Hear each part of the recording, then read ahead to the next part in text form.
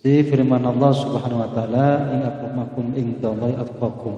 Sesungguhnya orang yang paling disayang, dikasihi oleh Allah di antara kalian, di antara kita, indallahi atqakum. Atqakum adalah orang-orang yang takwa.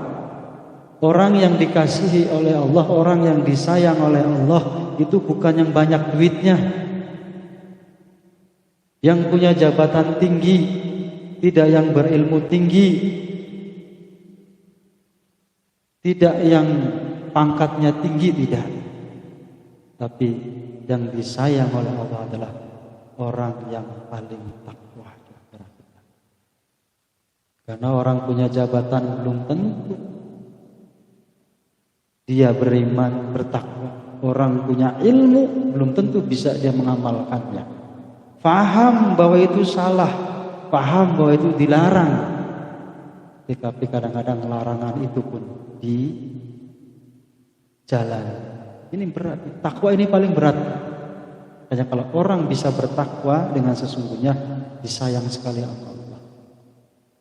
Sampai Rasulullah diturunkan ke bumi juga, yaitu rahmatan lil alamin, untuk bersama-sama. Akhlak ujungnya nanti atqakum adalah akhlak. Percuma kita berjubah, percuma kita jidatnya hitam, celananya diangkatin itu ya, tapi kalau kelakuannya tidak baik. Makanya takwa inilah orang-orang yang takut dengan larangan. Takut saja. Khauf ini luar biasa susah. Di saat sholat takut, di saat tidak sholat tidak. Makanya takwa ini menjadi penting. Bahkan diingatkan setiap saat, setiap waktu, bahkan di Jumat pun kita diingatkan. Kalau yang dengar gitu ya. Biasanya kalau sholatnya di PT kan luar biasa. Begitu sampai duduk les gitu kan. Udah lupa semuanya itu, tahu-tahu langsung bangun aja. Makanya kadang-kadang ini menjadi dilema kita dalam khutbah. Sedangkan harusnya didengarkan gitu. Khutbah itu harusnya didengarkan. Nah, ini malah hukum sunnahnya yang kadang-kadang nggak pernah kita pakai. Bahasanya yang didengar itu nggak apa-apa, tidur asal tidak gerak. Padahal yang harus kita ingat adalah khutbah itu harus didengar. Makanya kadang-kadang kita ini hukum qaul jadiyah itu menjadi masalah. Kalau semua jamaah tidur 90% ini hukumnya jadi nggak jelas. Sudah hukum sholat di PT itu menjadi perdebatan karena bukan hukim, ditambah jamaahnya tidur semua pulas. Ini menjadi masalah. Karena harus mukim 40 orang. Kalau orang kerja itu bukan mukim. Nanti kalau Imam Syafi'i itu harusnya tetap sholatnya yang mukim 40 orang. Nah, di PT semuanya bukan mukim. Ya daruratnya tiap minggu, kan aneh. Yang namanya darurat itu sewaktu-waktu. Ini darurat terus tiap minggu. Nah, ini perlu ditanyakan sama guru-guru kita.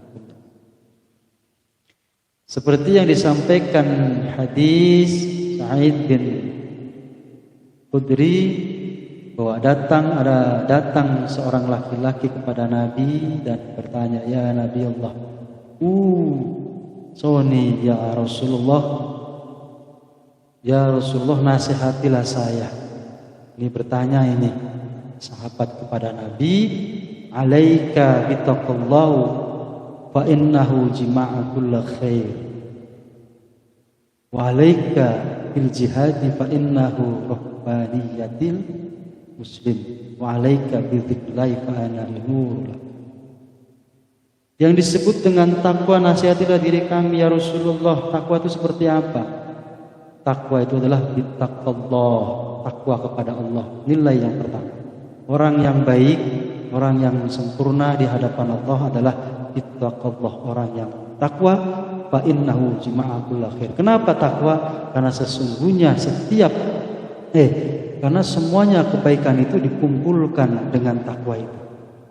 Makanya takwa itu menjadi kumpulan dari perbuatan-perbuatan yang khair, perbuatan-perbuatan yang baik. Itu yang disenangi Allah, yang dikarim, yang disenangi oleh Allah itu yang pertama adalah orang yang takwa. Ini tingkatan yang pertama. Walaika bil jihad, dan orang yang kedua kata Rasul adalah orang yang bil jihad. Fa innahu rahbaniyah, rahib.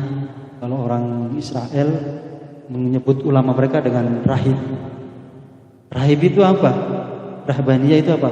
Adalah orang yang fokus dengan urusan agama. Jihad di hal apa? Di hal agama. Ya kalau kelas kita jihad di NU lah.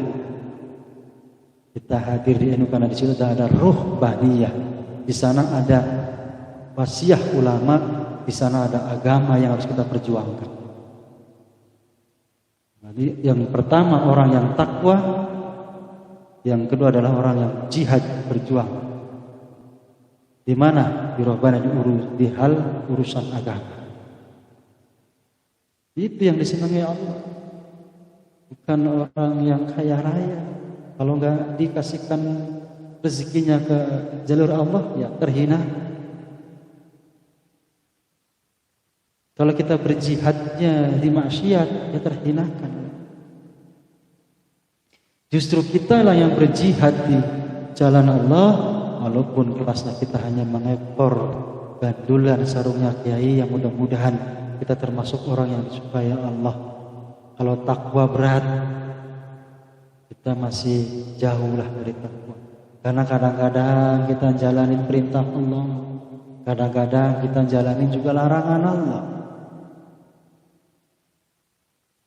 Tahu itu haram, tahu itu tidak halal, tapi kita jalani.